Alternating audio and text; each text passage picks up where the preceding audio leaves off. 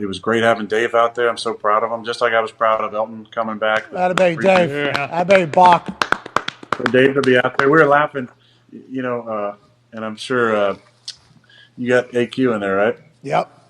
I'm sure he can relate to this. Dave was saying, he never realized what it's like for those players that don't play every snap, where they're, D lineman playing 3 snaps coming out, linebacker who's not part of the nickel package coming out, or, receivers who kind of come in and out, backs, tight ends coming out. He's like, man, it's kind of nice, like playing a series and taking a series off. Oh, no.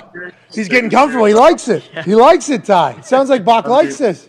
I mean, I think he played probably a little more than half the snaps, but it was great having him out there. I think he, based on looking at the film, I think he played really, really well. Hopefully his knee feels great this week, and we'll see where he's at. But I feel good about our line and the way they've played, and the fact that we can have Josh Myers go out with cramps and bring in Jake Hansen. Feel good about that. Feel good about if we're going to do some platooning with Dave, we bring in Yash Nijman, who's played really, really well for us. So that helps our depth, but having him and Elton back definitely solidifies our line, and I felt like we ran the ball at times pretty good. That's a great front, and most teams that have scored points on them, any type of points, have done it throwing the ball. So we obviously had to throw a little bit more. Hey, when you watch games, obviously you're playing during the day. When we look on and watch all these games going on, there's every once in a while you see a quarterback who's in like consistent pressure every single drive. It seems like multiple times getting banged up, never feels comfortable. Like, what does that do to a quarterback if you have consistent pressure over and over again? Does that wear on you? Week 1, right? I mean, that happened to you week 1, I think.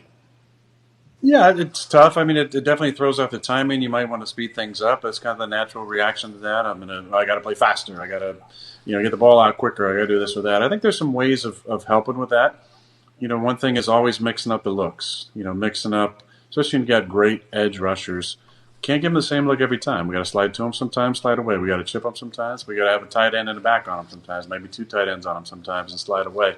You got to give them different looks. We got to leave an open end, come back and cut them. Leave an open end, come back and boot. We have to give them right? Cadence as well. You got to give them different looks. They're not just flying off the ball every time, because you let them just fly off the ball. With 40 dropbacks, a great pass rush is going to get home at least once. And a lot of guys once or twice, and then hit you a few more times. So you got to keep them off balance, and I think under center helps us too. I've loved kind of being more higher percentage under center in this offense. I feel like it gives us a lot more things we can do.